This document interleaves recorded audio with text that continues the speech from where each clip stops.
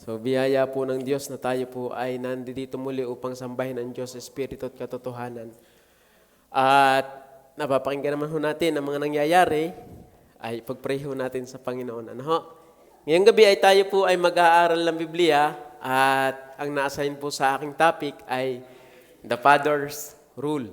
Yan po yung naka-assign sa akin at biyaya po sa akin na maipangaral yan, bagaman po hindi pa ama, ay kung loloobin ay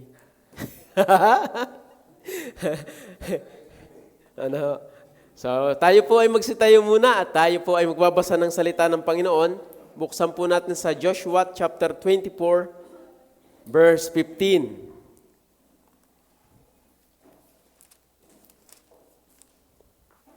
Ayan. So, babasahin ko po sa Tagalog, inyo pong subaybayan na lamang para po hindi na po tayo magkagulo ng pagbasa. Ang sabi po sa Joshua chapter 24 verse 15, at kung inaakala ninyo masama na maglingkod sa Panginoon, ay piliin ninyo sa araw na ito kung sino ang inyong paglilingkuran. Kung ang mga Diyos ng inyong mga magulang na pinaglingkuran sa dako roon ng ilog, o ang Diyos ng mga Amoreyo na ang lupain nila ay inyong tinatahanan. Ngunit sa ganang akin at ng aking sambahayan ay maglilingkod kami sa Panginoon. Napakaganda po ng talatang yun, lalo na po sa isang ama na marinig yung talatang yan. Yung tunay na naglilingkod sa Panginoon dahil meron din naman naglilingkod na salang Panginoon ang pinaglilingkuran. Tayo muna po yung mag-pray. Ama namin Diyos na mapagpala, magandang hapon po. Salamat po sa inyo pong biyaya sa aming mga buhay. Salamat po sa kalakasan, sa kalusugan na inyo pong pinagkakaloob. Nawa po Panginoon ay inyo po kaming gamitin sa inyo pong kaluwalhatian at sa inyo pong ubasan, Panginoon. Magpalaan niyo po nawa ang amin pong pag-aaralan, Panginoon Diyos. Amin pong dalangin ang inyo pong mayamang pagkilos. Ako po na inyo pong lingkod ay inyo pong bigyan ng mayamang karunungan upang maipahayag ng may katotohanan ng inyo pong salita, Panginoon. Patawad din po sa mga pagkukulang, kalabisan, naisip, na salita o nagawa. Alam niyo po ang aming buhay. Wala pong lingid sa inyo, Panginoon, kaya kami po ay nagpapalinis muli sa dugo ng Panginoon Jesucristo. At nawa po ngayong gabing ito ay mahayag yung katotohanan na inyo pong ipinaalam sa amin, Panginoon, sa aaralin namin ngayong gabing ito, Panginoon. Samahan niyo po kami, Banal na Espiritu, kayo po ang mayamang kumilos sa aming kalagitnaan. At ilagay niyo po ako sa inyong likuran, kayo po ang tumayo upang mahayag ang inyong katotohanan, Panginoon. Salamat po, O Diyos, ang gawain pong ito ay amin pong pinagtatagubilin sa dakilang pangalan ng iyong bugtong na anak, ang Panginoong Jesus. Amen. Okay, pwede na po magsiupo. Ngayong gabi ay tayo po ay mag-aaral ng The Father's Rule. Ano po? Alam niyo po, dito sa mundo, ang sinisirang ahensya sa isang pamilya ay ang ama. Ano ho? At ang ama ay ang pinakamatibay na pundasyon ng isang pamilya. Ang ama.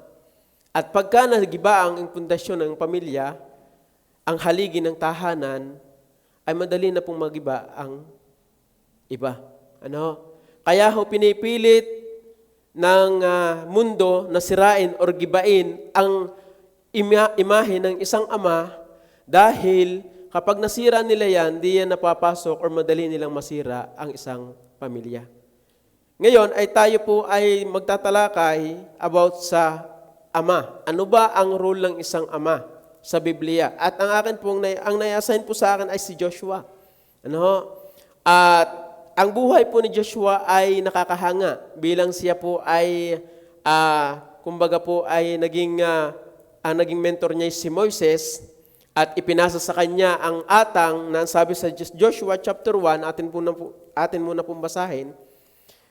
Ang sabi po ng verse 1, Joshua chapter 1 verse 1, nangyari nga pagkamatay ni Moises na lingkod ng Panginoon, na ang Panginoon ay nagsalita kay Josue. Ito po ay dalawa po kasing talakayan diyan. Si Joshua ay Sa chapter 24, si Joshua po ay malapit ng lumisan dahil siya po ay matanda na. Inulit lang yan sa chapter 23, diniscuss na, tapos inulit sa chapter 24. At si Joshua po dito, ang sabi po dito ng talata, si Moises na aking lingkod ay patay na, ngayon nga'y tumindig ka, tumawid ka sa hordang ito, ikaw at ang buong bayan. So, dalawa pong tagpo ang tagpong ito. Yung role ni Joshua bilang ama at yung role niya doon sa Israel nation. Dalawa pong tagpo yan. Dahil ang kausap po talaga niya diyan, kaya nasabi niya yung verse 14 and 15, ang kausap niya diyan, balik tayo sa chapter 23, at nangyari, chapter 23 verse 1, at nangyari pagkaraan ng maraming araw nang mabigyan ng Panginoon ng kapahingahan ang Israel sa lahat nilang mga kaaway sa palibot at si Josue ay matanda na at puspos ng mga taon. Verse 2, na tinawag ni Josue ang buong Israel. Tingnan niyo po yan. At ang kausap po diyan niya ay ang nasyong Israel. Sa tagpupong yan. Kaya nasulat po yung verse 14 and 15 sa chapter 24. Ang sabi po niya, kinausap po niya ang bayan, as for me and my house, we will serve the Lord. Yan yung sabi ng talata. So ngayon, atin pong tatalakayin, the Father's rule. Una, makikita po natin dito, yung katotohanan sa verse 14 and 15, ang sabi po ng talata, ngayon nga ay matakot kayo sa Panginoon at paglingkuran ninyo siya sa pagtatapat at sa katotohanan at inyong alisin ang mga Diyos na mga pinaglingkuran ng inyong mga magulang sa dako roon ng ilog at sa Ehipto at inyong paglingkuran ang Panginoon.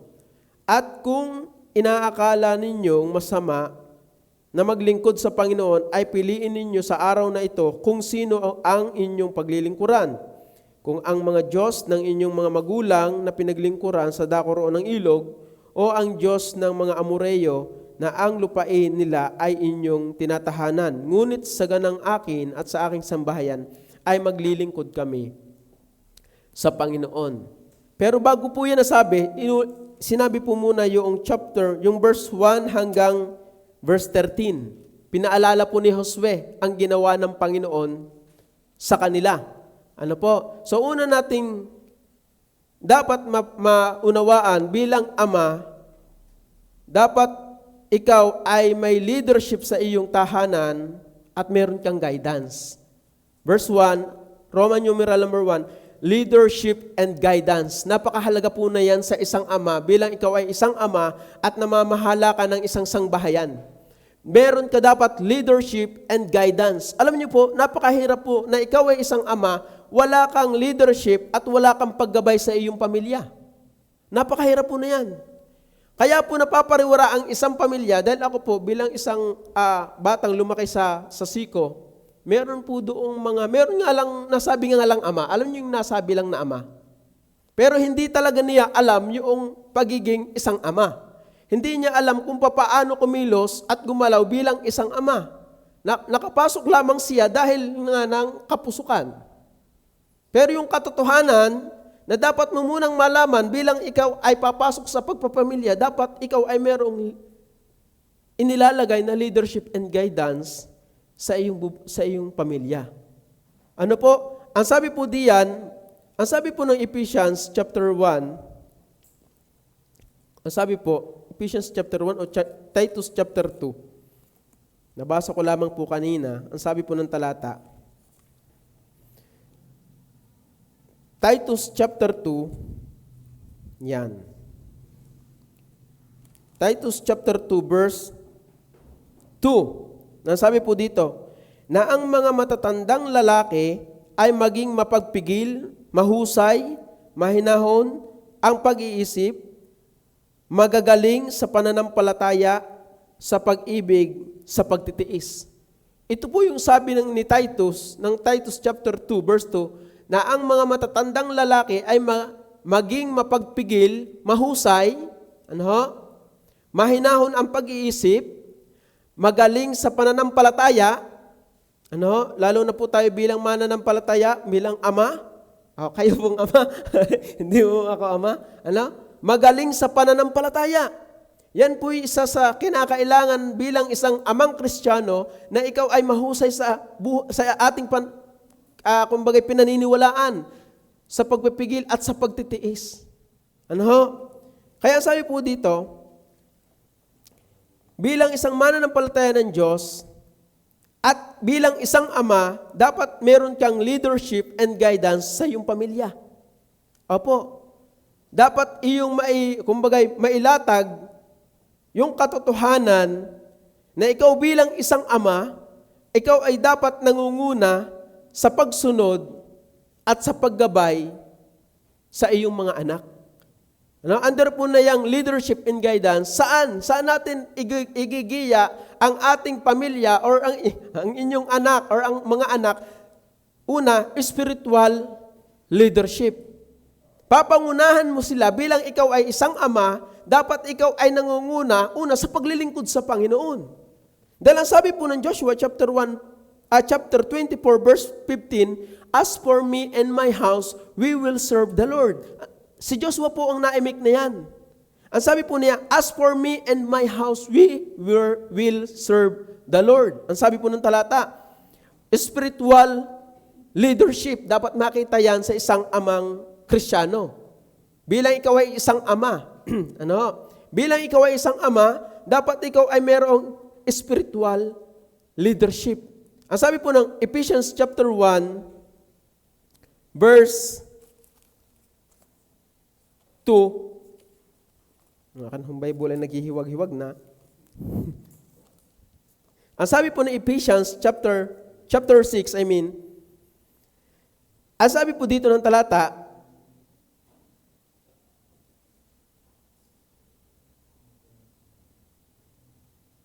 verse 4, ang sabi po ng Ephesians chapter 6 verse 4, "At kayong mga ama, huwag ninyong ipamungkahi sa galit ang inyong mga anak, kundi inyong turuan sila ayon sa saway at aral ng Panginoon." Ang sabi po ng talata, "At kayong mga ama, huwag ninyong ipamungkahi sa galit ang inyong mga anak, kundi inyong turuan sila ayon sa saway at aral ng Panginoon." Makikita natin diyan yung spiritual leadership. Na dapat ikaw bilang isang amang Kristiyano, bilang ikaw ay nangunguna sa iyong tahanan, bilang ikaw ay nagpapatupad ng leadership, meron kang guidance, dapat una ginigiya mo sila sa pagsunod sa Panginoon. At ano yung ating ituturo? Ang sabi, sa turo at aral at saway ng Panginoon. Yun po yung dapat nating maunawaan or dapat ninyong maunawaan bilang isang ama na dapat tayo bilang mga kabataan at kayo bilang mga ama, kayo ang unang nagpapasunod sa amin sa pagsunod sa Panginoon. Hindi, kumbaga ay kayo pa ang nangunguna sa amin para hindi sumunod sa Panginoon.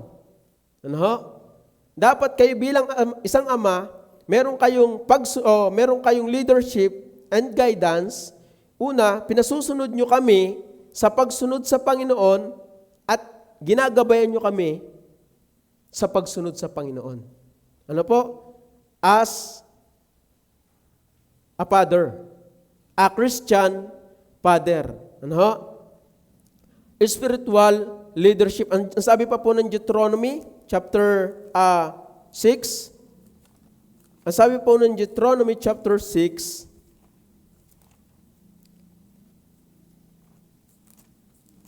ang sabi ng Deuteronomy chapter 6, verse, ang sabi po dito, 1 hanggang 12. "Ito nga ang utos ng mga palatuntunan at ang mga kahatulan na iniutos ng Panginoon ninyong Diyos, na ituro sa inyo upang inyong magawa sa lupaing inyong paroroonan upang ariin." Verse 2, "Na ikaw ay matakot sa Panginoon mong Diyos, na iyong ingatan ang lahat niyang mga palatuntunan at ang kaniyang mga utos na aking iniutos sa iyo at sa iyong mga anak at sa anak ng iyong mga anak sa lahat ng araw ng iyong buhay at upang ang iyong buhay, ang iyong mga araw ay lumawig. Verse 3, dinggin mo, O Israel, at iyong ingatan upang ikabuti mo at upang kayo'y dumaming maigi na gaya ng pinangako sa inyo ng Panginoon ninyong Diyos, ng inyong mga magulang. Sa lupaing binubukala ng gatas at pulot. Verse 4, dinggin mo, O Israel, ang Panginoon nating Diyos ay isang Panginoon. At iyong iibigin ang Panginoon mong Diyos ng buong puso mo at ng buong kaluluwa mo at ng buong lakas mo. At ang mga salitang ito na aking iniutos sa iyo sa araw na ito ay sa iyong puso. Verse 7, at iyong ituturo ng buong sikap sa iyong mga anak. Diyan na po tayo, ang sabi po ng talata, at iyong ituturo ng buong sikap sa iyong mga anak. As a father in your house, or bilang isang ama, dapat malaman mo na ikaw ay bilang isang ama, meron ka dapat leadership and guidance, at dapat makita bilang isang ama, meron kang spiritual leadership. Pinapasunod mo ang iyong mga anak ayon sa turo at aral ng Panginoon. Ano po, ang sabi po ng talata, ang sabi po diyan ng talata, ang sabi, iyong ituro at iyong ituturo ng buong sikap sa iyong mga anak at ng iyong salitain, at iyong ituturo ng buong sikap sa iyong mga anak at iyong sasalitain tungkol sa kanila pagka ikaw ay nakaupo sa iyong bahay at pagka ikaw ay lumalakad sa daan at pagka ikaw ay nahihiga at pagka ikaw ay bumabangon. Kaya napakalaki po ng responsibilidad mo bilang isang ama pagka hindi mo nagagawa or naituturo yan sa iyong mga anak. Dahil yan po yung sabi ng Panginoon. Bilang kayo po'y bilang isang ama, dapat kayo po ang nangunguna at gumagabay sa iyong mga anak upang sila po ay lumalakad patungo sa kalooban ng Panginoon. Kaya nga sabi ni Joshua, as for me and my house, we will serve the Lord. Kaya kayong mga ama, napakalaki po ng inyong responsibilidad. Napakalaki po ng inyong responsibilidad na inyo pong igiya ang inyong pamilya sa paglilingkod sa Panginoon. Mamaya atin pong didiscusin yan. Pandalawa, under po ng spiritual or leadership and guidance. Pandalawa, scriptural basis. Saan ka kukuha ng iyong ituturo sa iyong mga anak? Dapat po yan ay nakabase din po sa aklat ng Biblia. Hindi po kung saan-saan, hindi po sa kung kani-kanino, kundi nakabase ang iyong ituturo sa iyong pamilya sa Biblia.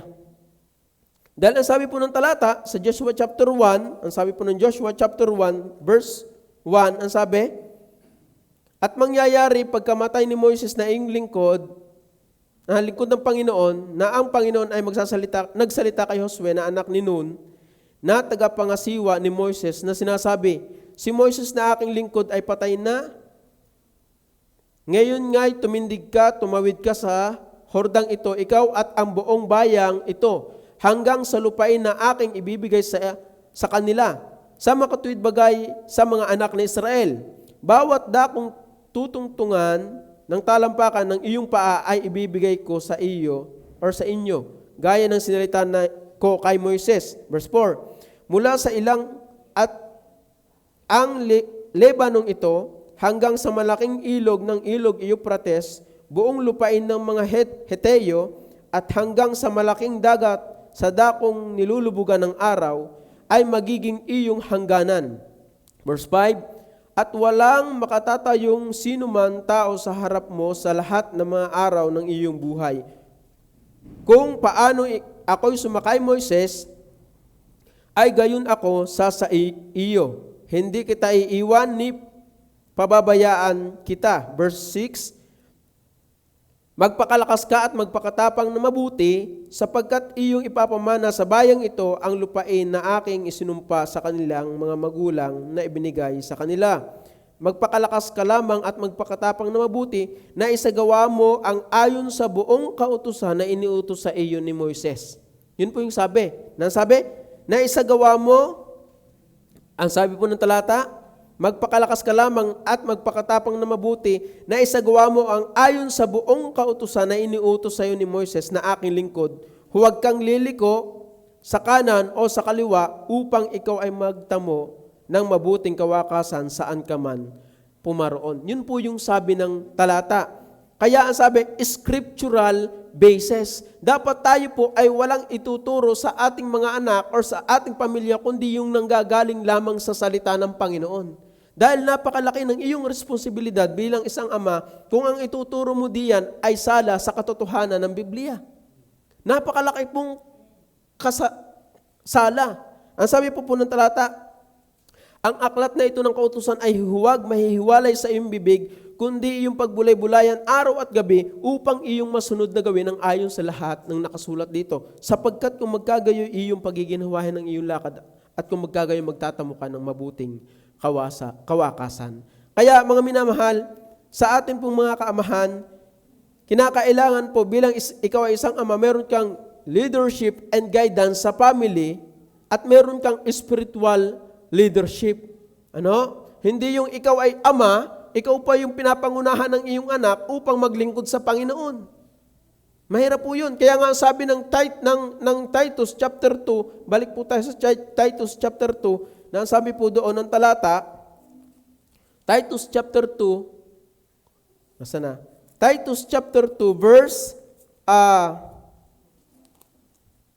2 verse 2, na ang matatandang lalaki ay maging mapagpigil, mahusay, mahinahon ang pag-iisip, magaling sa pananampalataya, sa pag-ibig, sa pagtitiis. Ang sabi po, magaling sa pananampalataya. Ang sabi pa, mahuhusay. Kaya tayo po bilang isa at kung sino man po ang kumbaga po ay nangangarap maging isang ama, dapat yung atin pong ituturo sa atin pong magiging pamilya ay nakabase po sa Biblia. Hindi po sa kung saan-saan. Dahil tayo po bilang isang Pilipino, ang dami po nating paniniwala na hindi naman nakasalig sa Biblia. Opo, napakarami po nating paniniwala na hindi naman talaga nakaayon sa Biblia. Ay ang sabi po ng Bible, magpakalakas ka lamang at magpakatapang na mabuti na isagawa mo ang ayon sa buong kautusan na iniutos sa iyo ng Panginoon ni Moises na aking lingkod. Huwag kang liliko sa kanan o sa kaliwa upang ikaw ay magtamo ng mabuting kawakasan saan ka man pumaroon. Kaya napakahalaga po na tayo bilang isang ama na ng palataya, kayo bilang isang ama, kami bilang isang anak, dapat ang mga ama ang nangunguna sa pagtuturo sa mga anak ng salita ng Panginoon. At hindi lamang po yun spiritual leadership, ang dalawa, scriptural basis. Dapat yung ituturo ninyo sa amin ay yung nasa salita lamang ng Panginoon. Kaya nga ang sabi ng talata sa Deuteronomy chapter 6, ang sabi po doon ng talata, ang sabi po ng Deuteronomy chapter 6 verse 7, ang sabi po noong talata,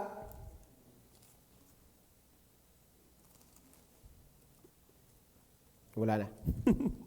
Ang sabi po dito ng talata, at iyong ituturo ng buong sikap sa iyong mga anak at iyong sasalitain tungkol sa kanila pagka ikaw ay nakaupo sa iyong bahay at pagka ikaw ay lumalakad sa daan at pagka ikaw ay nahihiga at pagka ikaw ay bumabangon.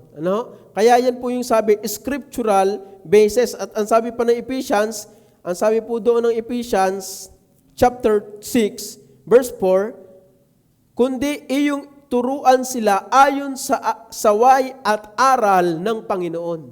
Ang sabi po, kundi iyong turuan sila ayon sa turo at aral ng Panginoon. Ay saan tayo kukuha ng ituturo? Mga ama, saan po kayo nakuha ng inyong itinuturo? Napakahirap naman na ang ating ituturo sa kanila ay pangmundong kaisipan. Mamaya po at discussin. Dapat kayo po bilang isang ama, kayo po ang patuloy at nagtsatsagang magturo sa amin bilang isang mga anak na kami po'y turuan ninyo ayon sa turo or aral at saway ng Panginoon. Dahil napakalaki ng inyong responsibilidad bilang kami mga anak ninyo, napakalaki ng inyong responsibilidad kung papaano kami sumunod sa Panginoon. Bilang isang ama. Napakalaki ng inyong responsibilidad na kung papaano nyo kaming hinubog sa aming buhay pananampalataya, ganun ang magiging resulta. At kung hinubog nyo kami na ayos lang na magpaliban-liban sa araw ng linggo, ay doon kami masasanay. Kaya nga, napakahalaga ng scriptural basis. Sa mga ama, patuloy niyo po kami turuan ayon sa saway at aral ng Panginoon. Huwag ho kayong manghihinawa. So, under po ng leadership and guidance, spiritual leadership, scriptural basis, pantatlo, dapat meron din dito na under po ng leadership and guidance, mga ama, dapat itinuturo nyo din yung separation. Bilang tayo po yung mga mananampalataya ng Diyos, bilang tayo po ay kakaiba sa mundo, hindi po tayo ayon sa mundo, dapat tayo po mga mananampalataya ng Diyos, hindi po tayo dapat pumapayag na yung ating mga anak ay maging gaya ng mundo. Dahil ang sabi po dito ng Bible, kaya po sinabi niyan, sabi ni Joshua diyan sa chapter 24, tingnan niyo po. Ang sabi po diyan, ang Diyos po'y banal. Dahil nakita na ni Joshua yung layi ng Israel. Pagka nawawala ang hari, nabalik sila sa kanilang Diyos-Diyosan. Di ba, galing po sila sa Ehipto? Hinango sila ni Moises, hinango sila ng Panginoon sa pamamagitan ni Moises. Ngayon, lagi nang pabalik-balik doon. Kaya inulit ni Joshua sa chapter 23, diniscuss po diyan, dito, itinubos tayo ng Panginoon, tayo biniyayaan ng Panginoon, iniligtas tayo ng Panginoon sa kapahamakan, tayo iniligtas ng Panginoon. Inulit-ulit sa chapter 24 yan. Inulit po ulit yan sa chapter 24 na yung ganong sistema. Kaya ang sabi po ni Joshua sa chapter 14 and 15, dahil ako'y matanda na, ang sabi po dito ng talata, sa verse 1 ng chapter 23, at nangyari pagkaraan ng maraming araw nang mabigyan ng Panginoon ng kapahingahan ang Israel sa lahat ng kanilang mga kaaway sa palibot, at si Joshua or si Josue ay matanda na at puspos na mga taon. Matanda na po dito si Joshua sa tagpupong ito. Ngayon, pinaalala uli ni Joshua yung tagpo na mga Israelites or mga kapatid, or tayo ganito, tayo biniyayaan ng Panginoon, tayo inalis ng Panginoon sa kahirapan, sa pagiging alipin, inalis tayo, pinaliwanag ng Panginoon mula sa Ehipto hanggang sa dumating tayo dito, ipinaliwanag niya ng Panginoon. Kaya ang sabi po dito ng talata, verse 14, ngayon nga, ay matakot kayo sa Panginoon at paglingkuran ninyo siya. Bakit? Dahil napakahilig ng Israelites na maglingkod. Pag nawala na yung nangunguna sa kanila, napakahilig na maglingkod ng Israelites sa ibang mga Diyos. Opo. Kaya dapat kayong ama or doon sa nag-a-aspire na maging isang ama, dapat tayo ang magturo ng pagiging hiwalay tayo sa sanlibutan. Hindi tayo katulad ng sanlibutan. Hindi tayo dapat maging kaayon ng sanlibutan. Ang sabi po ng talata, Romans chapter 12 verse 2, and be not conformed to this world, but be ye transformed by the renewing of your mind. Paano natin marirenew yung ating mind sa pamamagitan ng ang mundong ito ay patuloy na sinasaturate ang ating mga kaisipan sa pamamagitan ng daya at aral na kanilang itinuturo sa atin. Ang sabi po ng talata, scriptural basis. Dapat yung ituturo natin sa ating mga anak ay nakabase lamang sa salita po ng Panginoon. Kaya napakalaki po ng responsibilidad ng isang ama. Kaya sabi po ni Joshua dito, ngayon nga ay matakot kayo sa Panginoon at paglingkuran ninyo siya sa pagtatapat at sa katotohanan, at inyong alisin ang mga Diyos na mga pinaglingkuran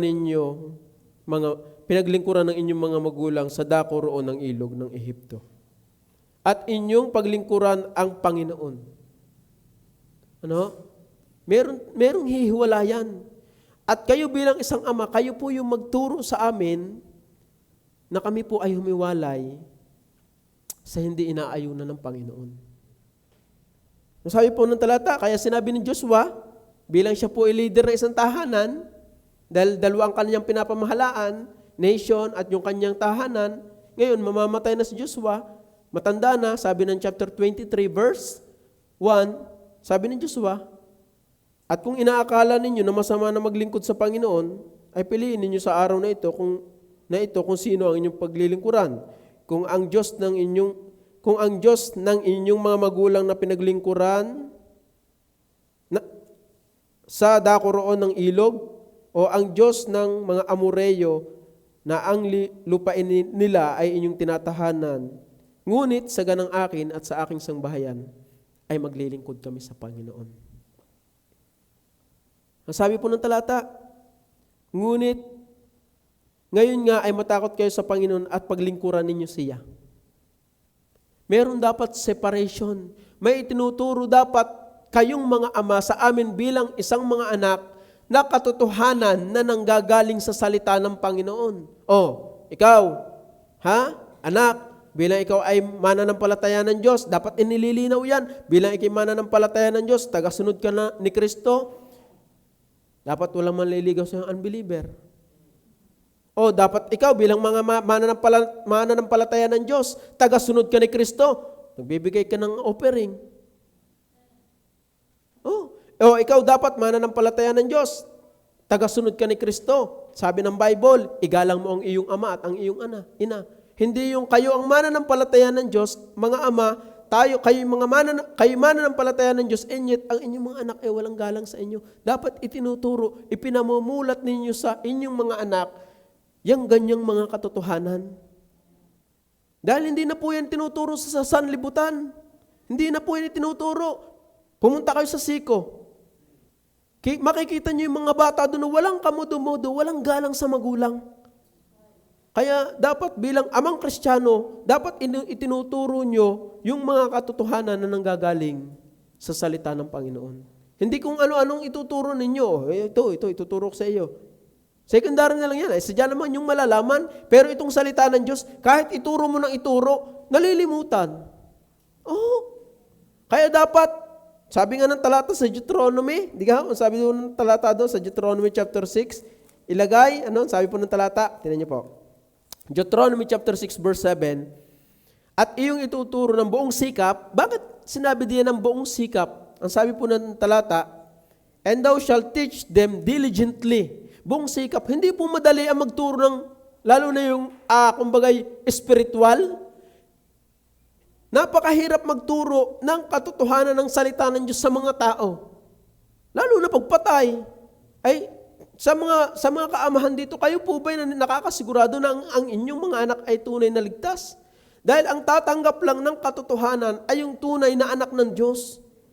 Kaya kung hindi pa kayo nakakasigurado na ang inyong anak ay ligtas, napakalaki lalo ng inyong responsibilidad na ituro ang salita ng Diyos sa inyong mga anak. Dahil hindi po yun biro.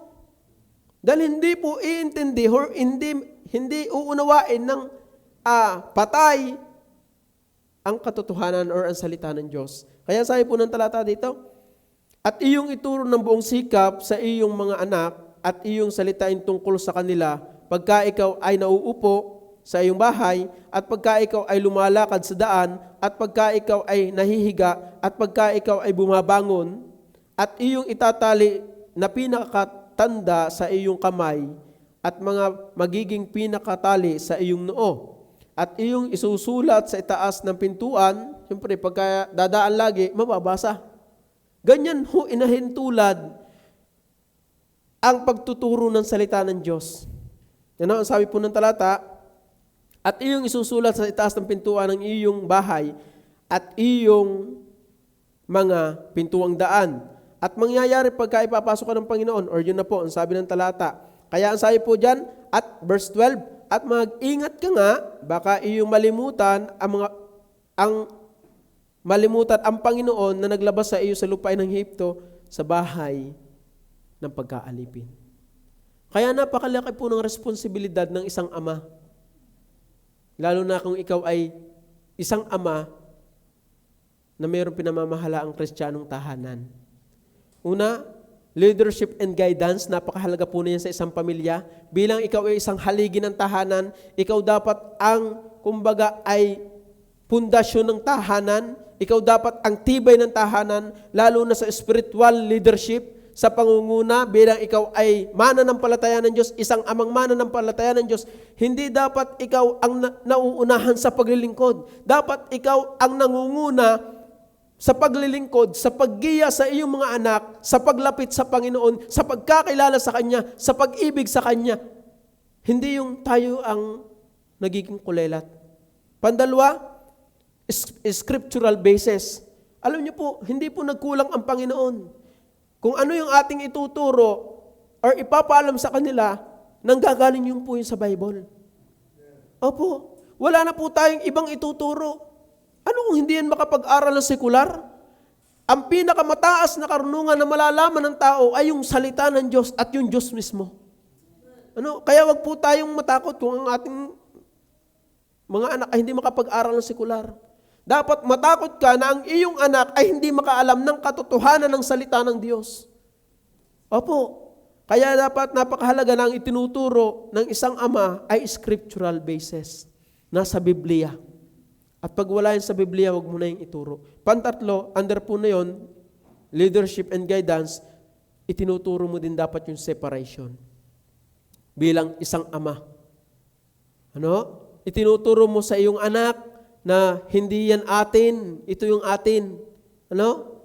Kaya mga minamahal, kaya nasabi dito ni Joshua, as for me and my house, we will serve the Lord. Dahil si Joshua ay matanda na at alam niya ang layi na mangyayari sa Israelites pagka siya'y nawala.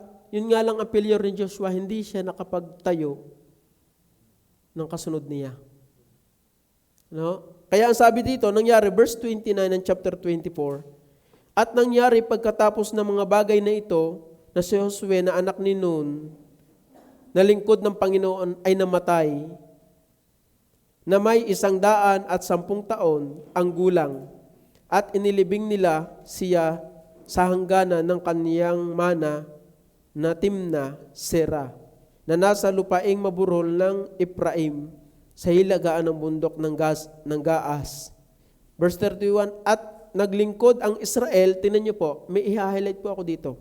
At naglingkod ang Israel sa Panginoon sa lahat ng mga araw ni Josue at sa lahat ng mga kaarawan ng mga matandang natirang buhay kay Josue. Tinan niyo po, nung nawala na si Josue at yung mga matatandang kasabay ni Josue, kaya nagkaroon ng judges. Hindi po nagiya ang Israel sa katotohanan ng Biblia. Kaya mga ama, pagsikapan niyo po na ituro sa amin ang mga katotohanan ng salita ng Diyos bilang kayo po ay haligi ng tahanan. Ang sabi pa po, at naglingkod ang Israel sa Panginoon sa lahat ng mga araw ni Josue at sa lahat ng mga araw ng mga matandang natirang buhay kay Josue, at nakilala ang lahat ng gawa ng Panginoon na kaniyang ginawa sa Israel nung time ni Josue. Pagdating po sa Judges, tingnan niyo po sa Judges chapter 17 verse 6. Nang mga araw na iyon ay walang hari sa Israel. Walang tagapanguna. Bawat tao ay gumagawa ng minamatuwid niya sa kaniyang sariling mga mata. Kaya po mga minamahal, lalo na po sa kaamahan at doon sa nag-a-aspire na maging isang ama, ay tayo po ay magpakalalim sa salita po ng Panginoon. Given na po yung karunungan ng mundo, madali yung malaman. Pero yung salita ng Bible, yung katotohanan ng gagaling sa Biblia, kung hindi mo talaga yan, kung hindi ka talaga magpupursiging aralin yan, alamin yan, hindi mo yan malalaman. Dahil yung ating old nature ay hindi, sabi nga, sapagkat ang laman ay hindi nagnanasa, sapagkat ang laman ay, sabi nga ng Galatia, pakipost nga dyan sa Galatians chapter 5. Galatians chapter 5, verse, sapagkat ang kaisipan ng laman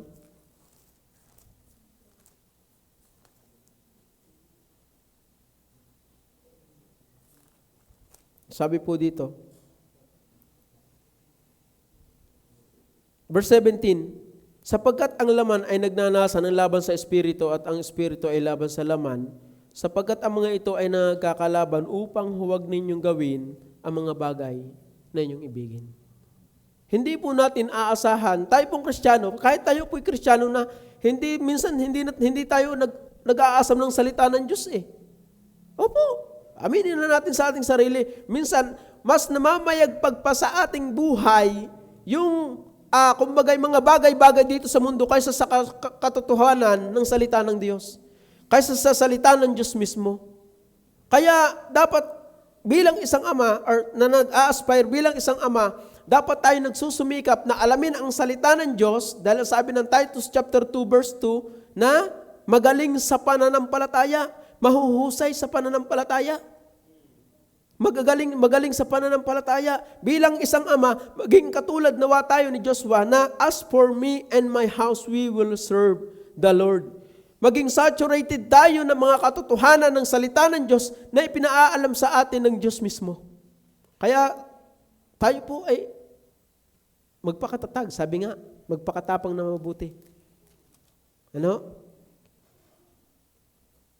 Leadership and guidance, under niya spiritual leadership, scriptural basis, pantatlo, separation.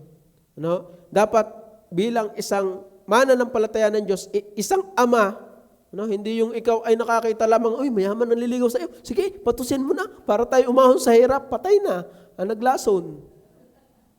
No? Hindi ganun. Hindi dapat tayo compromising sa ating buhay pananampalataya. Dapat kung ano yung sinasabi ng salita ng Diyos, dapat yan ang ating ginagawa. Dahil yun yung nakalulugod sa Panginoon. Ano? Dahil ako pinaniniwala, pagka naman ating sinusunod ang Panginoon, hindi naman siya nagkukulang. Ano? Pandalwa, hindi lang leadership and guidance na dapat makita sa Ama. Pantatlo,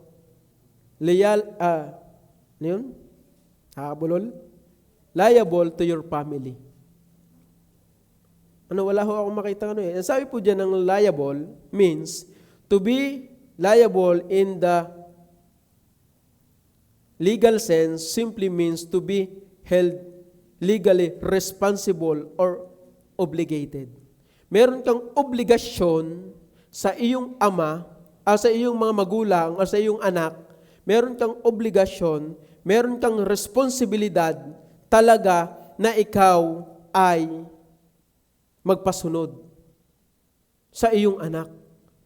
Oh, yun yung sabi ng Bible. Sabi po ng talata, verse 14 and 15, ang sabi ng talata ng Joshua chapter 14 and 15, ang sabi po dito, at kung inaakala ninyo, dahil ang kausap po dito ay bayan, at kung inaakala ninyo na masama na maglingkod sa Panginoon, ay piliin ninyo sa araw nito kung sino ang inyong paglilingkuran.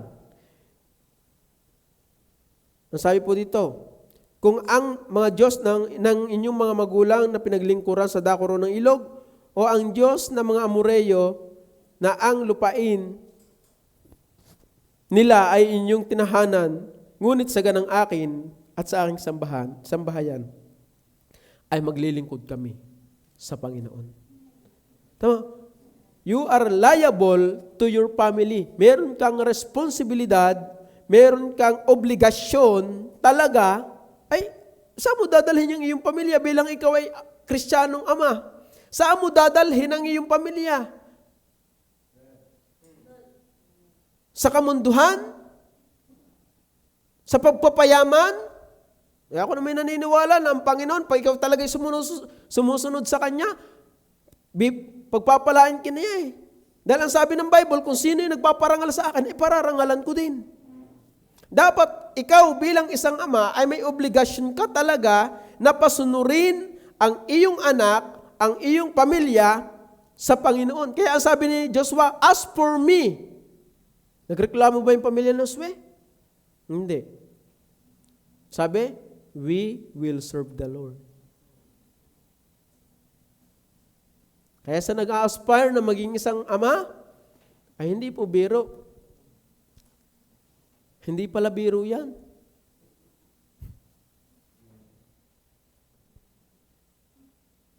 Akala natin dahil ang mundo nakasanayan na basta na lang ganun Pero tayo bilang isang Kristiyano, meron tayong standard at yung standard natin ay ang salita ng Panginoon, hindi pala biro yan.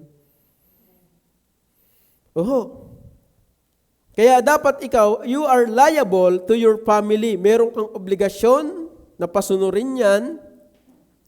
Meron kang responsibilidad na pasunurin yan. Saan? Lead them in God's path. Pasunurin yan sa daan ng Panginoon. Hindi sa daan ni Michael Jackson. Hindi sa daan ni Michael Jordan, LeBron James, sa daan ng kung sino-sinong sikat. Pasunurin mo yan sa daan ng Panginoon. Kaya ang sabi po dito ng talata, balik po tayo. Ang sabi ng Joshua chapter 1, verse 23, tingnan niyo po, babasahin ko lang po, inyo pong tiyagain. Tingnan niyo po, chapter 23 ng Joshua. At nangyari pagkaraan ng maraming araw nang mabigyan ng Panginoon ng kapahingahan ng Israel sa lahat nilang mga kaaway sa palibot-libot. At si Josue ay matanda na at puspos ng taon. Tinawag ni Josue ang buong bayan, o ang buong Israel, ang kanilang mga matanda at ang kanilang mga pangulo at ang kanilang mga hukom. Bakit yun ang tinawag? Hindi yung mga kabataan. Dahil sila po, siyempre, ikaw ay matanda, mga hukom, hindi naman yung basta hukom Yung mga hukom na yung matatanda rin yun. Sabi po ng talata, na tinawag ni Josue ang buong Israel, kinalap, ang kanilang mga matatanda at ang kanilang mga pangulo at ang kanilang mga hukom at ang kanilang mga pinuno at sinabi sa kanila.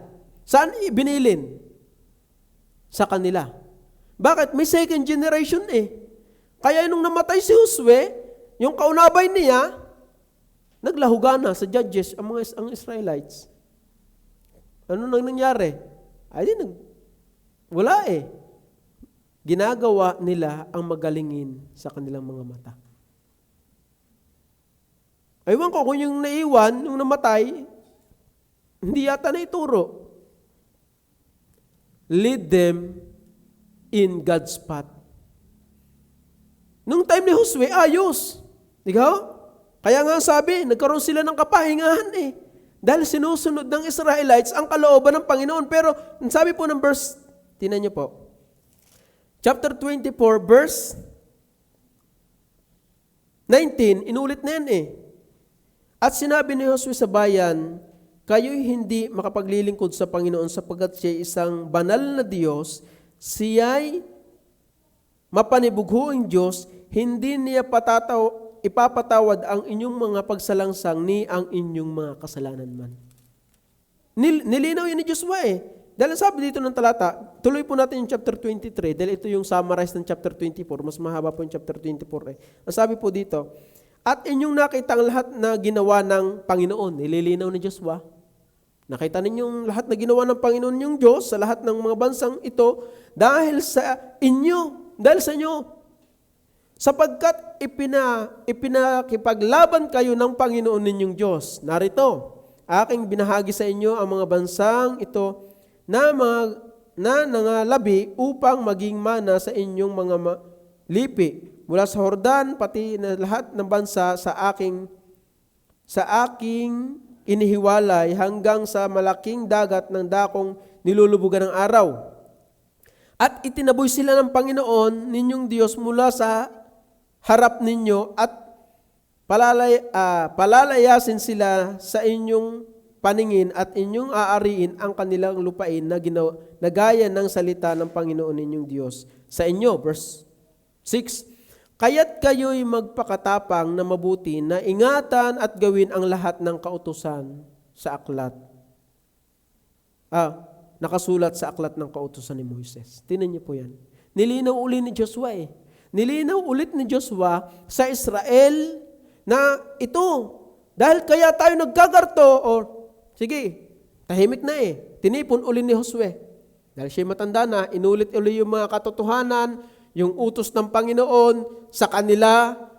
Kaya tayo nagkaganito dahil ng Panginoon, dahil sinunod natin ang Panginoon.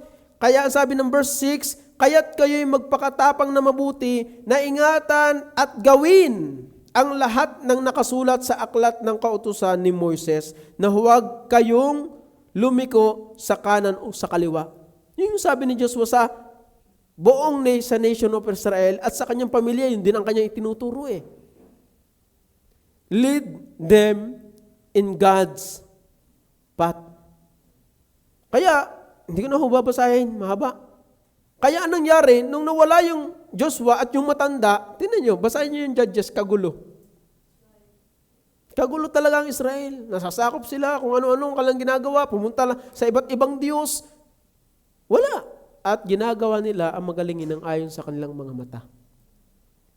Kaya sa mga kaamahan, turuan nyo po ang inyong anak ng naaayon sa kalooban ng Panginoon. You are liable to your family. At napakasaklap bilang ikaw ay amang Kristiyano ng iyong anak nag-iinom. Dahil hindi mo itinuro ang katotohanan na nanggagaling sa Biblia. Napakasaklap bilang ikaw ay isang Kristiyano na ang iyong anak ay nakakulong dahil nakapatay. Dahil hindi mo itinuturo ang mga salita ng Diyos sa iyong mga anak. You are liable to your family.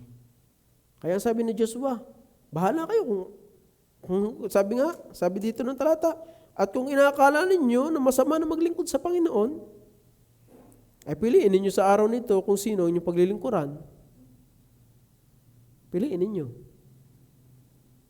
Kung ang mga Diyos na inyong kung ang mga Diyos ng inyong mga magulang na pinaglingkuran doon sa ilog, or ang Diyos ng mga Amoreyo na ang lupain nila ay inyong tinatahanan. Ngunit sa ganang akin at sa aking sambahayan, ay maglilingkod kami sa Panginoon. Kaya napakahalaga po niyon. Lead them in God's path. Under po niyan, under po na you are liable at kailangan mo magpasunod diyan. Lead them in God's path. Lecturing them in God's law. Hindi mo lang tinuturuan sila sa paglakad sa Panginoon, i-lecture mo din sa kanila yung mga kautusan ng Panginoon. Ituro mo sa kanila. Ang sabi nga ng talata, balik po tayo sa Deuteronomy chapter 6, verse 7. Ang sabi po diyan, at iyong ituro ng buong sikap sa iyong mga anak. Ang sabi diyan ng talata, and thou shalt teach them diligently unto thy children, and shalt talk of them when thou sittest. Tinuturo mo na, nile-lecture mo na. At ang sabi ng talata, ang sabi ng Ephesians, sabi po doon, ng talata, ng Ephesians chapter 6, verse 4, ang sabi po ng talata dito, kundi inyong turuan sila ayon sa aral o sa saway at aral ng Panginoon. Lecturing them in God's law. Ituro mo sa kanila ang salita or ang kautusan ng Panginoon. Ay ano ituturo natin sa mga yan? Mga ama, ano yung ituturo ninyo sa amin? Mag-inom? Manigarilyo? Or ang salita ng Panginoon? Kaya habang bata pa, habang madali pang hutukin, habang madali pang may event, si Amber talagang Pag ito nakakarinig ng salita, talagang, sagap agad. Sabi, itong bata ito, delikado magsalita dito ng kakaiba. Nagtatanong sa akin, ano po yung Ninong Eric, ano po yung, tinatanong niya, ito. Talagang umaalam ang bata. Ang bata ay parang sponge, na pagka napadikit lang ng kaunti sa tubig, hihigupin agad. Kaya habang bata pa po sila, habang kaya mo pang pasunurin, habang kaya mo pang, kumbaga ay lagyan ng mga katotohanan, hindi pa sila yung merong kanya, alam nyo, merong kanya, mahirap na yung lagyan Merong kanya, na laban. Habang bata pa yan, ituro na po ang salita ng Diyos. Ituro na po kumbaga may pagtsatsaga ang salita ng Panginoon. Pero pag yan ay malaki na, mahirap na. Kaya sa mga kaamahan, kinakailangan po ng katotohanan ito. You are liable to your family, meron kang responsibilidad. At kapag ikaw ay ama, na yung anak ay hindi nakakilala, bagaman na tayo naniniwala sa eleksyon, pero nasa mo na yan, nasa bulsuran mo na yan. Pamilya mo na yan. Anak mo na yan, ba't hindi mo pa mailapit sa Panginoon? At tayo naniniwala sa eleksyon, baka naman hindi pinili, nasa iyo na Pangaralan mo na. Turuan mo na ang salita ng Diyos. Malay mo ka kung sino pinili o hindi. Kaya turuan na natin ng ayon sa saway at aral ng Panginoon. Di ko sila magpa-impero, anong gagawin? Basta ginawa mo yung kalooban ng Panginoon. Pero ako naniniwala na mayroong biyaya ang Panginoon. Lead them in God's law, lecturing them in lead them in God's path, lecturing them in God's law. Pantatlo, under po ng liable, you are liable to your family. Leave them an example. Iwanan mo sila ng example na ikay naglilingkod sa Panginoon. That's just why matanda na. Hindi yung lumaki ang iyong anak, tapos ang kinuha, ang aking amay magbabarik Hindi kinuha ay, kasama ng lasa nun, ang aking amay magsasabong. Pero ang gandang mapakinggan sa iyong anak, salamat po ang aking amay pastor, tinuruan ako niya ng katotohanan patungkol sa Panginoon. At kita mo ng iyong anak ay naglilingkod din sa Panginoon. Naglilingkod sa Panginoon, pinapupurihan din ang Panginoon, pinararangalan din ang Panginoon ng kanyang buhay. What pambira, para kang tumama sa loto na yan. Dahil ako'y naniniwala na ang tunay na matinong Kristiyanong ama ay masaya na ang kanyang anak ay nagpupurit, nagpapasalamat sa Panginoon. Pinaglilingkuran ang Panginoon. Pero dun sa amang alaang ay galit pa. Mahirap yan. Leave them an example. Kaya sa mga ama ditong naglilingkod sa Panginoon, saludo po ako sa inyo. Kayo po ay nag-iiwan ng magandang example sa inyo pong mga anak. At yan po yung napakabuting bagay. Kaya nga sabi po ng talata, hindi mo daling maglingkod. Ako'y naniniwala kayong mga amay, siyempre kayo may pamilya, naghahanap buhay din naman kayo. Kayo humahanap din naman upang biyayaan ng pakainin at kumbagay, iadikain yung pamilya. Pero salamat kayo naglilingkod sa Panginoon. Yan po ay hindi birong bagay. At ako po ay natutuwa sa mga kaamahan na sa kabila ng kabisihan, sa kabila ng sila po ay, alam naman nating hindi po financially stable, pero salamat, naglilingkod sa Panginoon. Opo, yun po ay biyaya. Kayo po ay isang mga bayani. Kaya ang sabi po dito ng talata, hindi mo madali. Kaya nga sabi ng Titus, sabi po ng Titus chapter 2 verse 2, na ang mga matatandang lalaki ay maging mapagpigil, mahuhusay, mahinahon, ang pag-iisip, magagaling sa pananampalataya, sa pag-ibig, sa pagtitiis. Kaya bilang isang ama na naglilingkod sa kabila ng mayroong mga pangangailangan din naman sa buhay, naglilingkod sa Panginoon, nagpapatuloy sa Panginoon, what a you are a blessing. No? Lalo na ho sa inyong pamilyang pinapangunahan. Bakit? Dahil hindi naman lahat ng ama ganun. Yung porsigido ka na maglingkod, kaya leave them a good example. Dahil malaking aspeto sa isang pamilya na ang ama'y nangunguna sa paglilingkod sa Panginoon. Dahil bilang ikaw isang ama, haligi ng tahanan, ikaw ang ginagawang example ng mga yan bilang ama. Ikaw ang sinusundan ng mga yan. Kaya kung ang nakikita sa iyo ay pabula-bulati ka na rin maglingkod, di magpabula-bulati na rin yung mga maglingkod. Pero kung ikaw, sa kabila ng ikaw ay tatay, galing ng construction, tapos bibihis pa, atin pa ng prayer meeting, atin din tayo. Pursige din sila pong maglingkod sa Panginoon. Kaya kayo po bilang isang ama, salute you. Ako po ay humahanga sa inyo pong kapursigihan na maglingkod. At yan po ay iniiwanan. At dapat kayo po ay nag-iiwan ng magandang ehemplo sa inyong pamilya. Lalo na po sa inyong mga anak. Dahil napakasarap pakinggan sa isang ama na pinagmamalaki ka niya. Pinagmamalaki ka ng iyong anak na ang tatay ko'y masipag sa pagsimba. Nagbabasa ng Bible, kita ko. Diga? Pero kung ikaw ay nakikita ng iyong anak na, ang aking papa nandun sa barikan, kita ko. Ay, mahirap. Ang papa ko, kada umaga, may laging may devotion. Saan? Doon sa kanyang manok, may panggas. Kaya, salute you. Ako ay humahanga sa mga kaamahan na nagseset ng good example. Dahil ikaw ay mayroong responsibilidad sa iyong mga pamilya. At kung anong iyong ginagawa, ayan ang mangyayari sa kanila. You are liable to your family. Number 3, wala akong makitang L. Raising a godly household. Siyempre naman, hindi na, bilang tayo mga mananampalataya ng Diyos, dapat sa atin sumibol yung pamilyang maka-Diyos.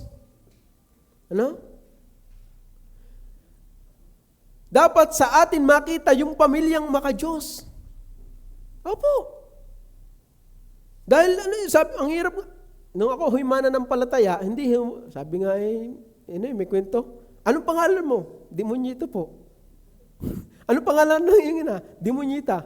Anong pangalan ng iyong ama? Diablo ho.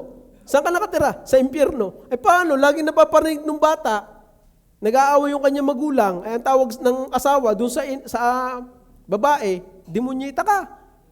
Sa ama, demonyo ka. Yung sa bata, impacto ka. Sabi nung mag-asawa, impyernong bahay ito.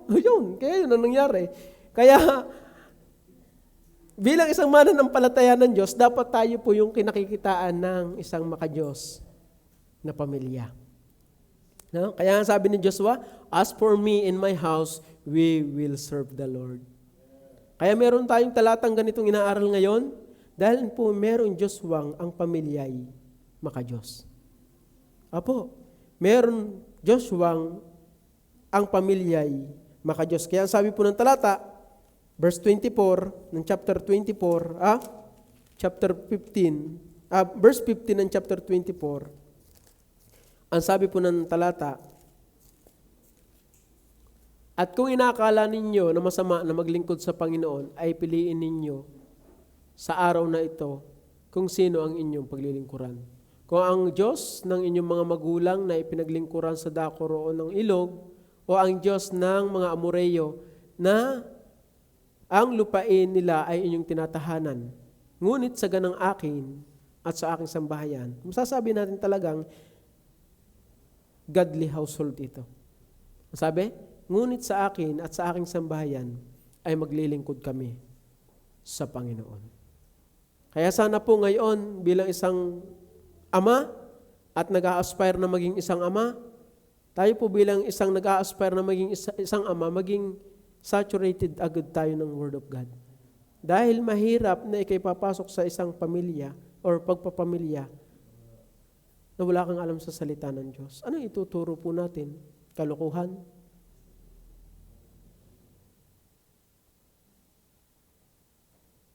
Ang sabi ng Bible, mahusay sa pananampalataya.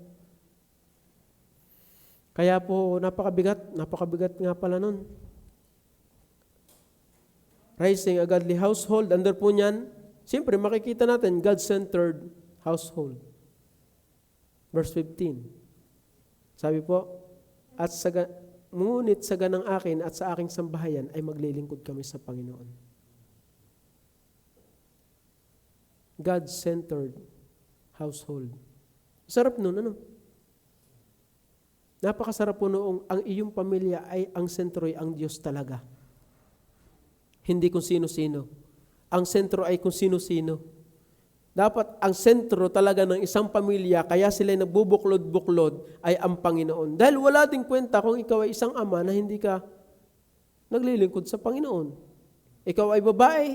Kaya nga sabi ng Bible meron dito, sabi nga kanina, under po ng leadership and guidance, meron separation. Kaya wag ituro na agad natin or ituro na agad ninyo sa inyong mga anak or sa na wag tayong makipamatok sa hindi mananampalataya. Dahil anong meron pagkakaiba, anong meron pagkakaisa, ang liwanag at ang dilim. Ano meron pagkakaisa? Si Kristo at si Belial.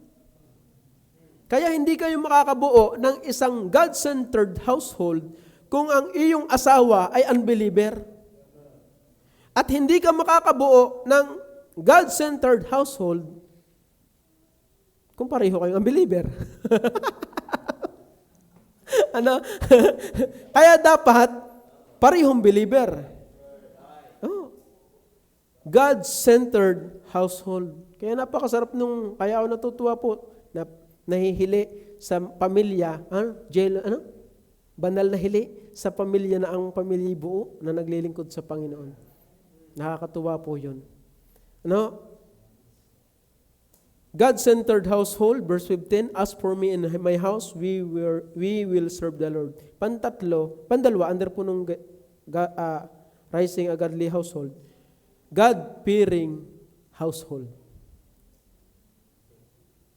Kaya nga sabi ng talata, sabi po dito, ngayon nga ay matakot kayo sa Panginoon. Sino ang kausap diyan?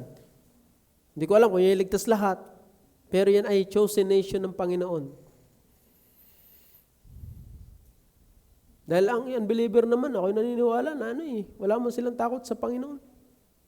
Tayo, bilang mga mananampalataya. Kaya sabi ng talata, inulit ni Joshua, ngayon ngayon matakot kayo sa Panginoon at paglingkuran ninyo siya. Ang hirap naman. Yun. Ako po'y ngayon, yung literal, nandito. Merong mga Kristiyanong ina na wala ang asawa. Kristiyanong ama na wala ang asawa. Bakit? Yan, believer eh. Kaya, napakahalaga po na yan. Kaya sabi, ngayon nga ay matakot kayo sa Panginoon at paglingkuran ninyo siya. Sabi pa? Sa pagtatapat at sa katotohanan at inyong alisin ang mga Diyos ng mga pinaglingkuran ng inyong mga magulang sa dakong roon ng ilog at sa Ehipto at inyong paglingkuran ang Panginoon. God-fearing household. Kaya bilang mga mananampalataya ng Diyos na Ama, yan ang dapat na ituro sa ating mga anak. Sa inyo palang mga anak. Sa inyong mga anak, ituro mo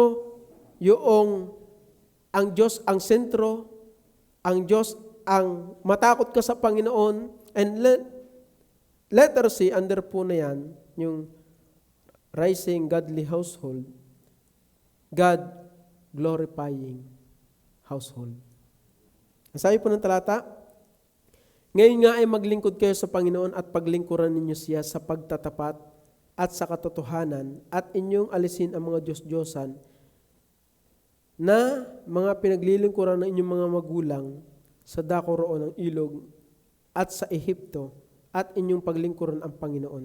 Yung makikita po natin yung idea diyan, yung glorifying, ang sabi po diyan, na ngayon nga ay matakot kayo sa Panginoon at paglingkuran ninyo siya sa pagtatapat. Di ba yung idea ng pagtatapat, gino-glorified mo muna ang Panginoon doon. Dahil hindi siya nalulugod, sabi nga, hain at handog ay hindi mo ibig. Pero tinitingnan mo talaga yung puso. Diga? Ano bang ginawa ni Saul? Diba? Sabi ng Panginoon, patayin lahat. Huwag magtitira. Kinuhay matataba. Pati si Agag, yung hari. Tama naman yung motibo, di ba? Kung yung titingnan, aba, Panginoon, nari po ihahandog ko sa inyo. Sabi ni Saul. Pero yung bang utos ng Panginoon? Ang sabi ng Panginoon, patayin lahat. Ayun nangyari, nagalit ang Panginoon. Umalis ang basbas kay Saul. Kaya, magandang, sabi nga, raising a godly household, God-centered household, God-fearing household, and letter C, God-glorifying household. Kaya, bilang isang ama, malaki po ang inyong responsibilidad na pasunurin ang inyong mga anak sa turo at aral ng Panginoon. Tayo rin naman nag-a-aspire na maging isang ama, ay ngayon pa lang ay masanay na tayo na sundin, aralin at unawain ang salita ng Diyos, magpakalalim. Dahil kung sa oras na ikiloobin ng Panginoong makapasok na sa ganitong aspeto ng pamumuhay, ay meron kang ituturo sa iyong magiging pamilya. Kaya sana po, sa katotohanan ito ay pinaalalahanan muli tayo ng Panginoon. Tayo po yung mag-pray. Panginoon, magandang hapon, magandang gabi po.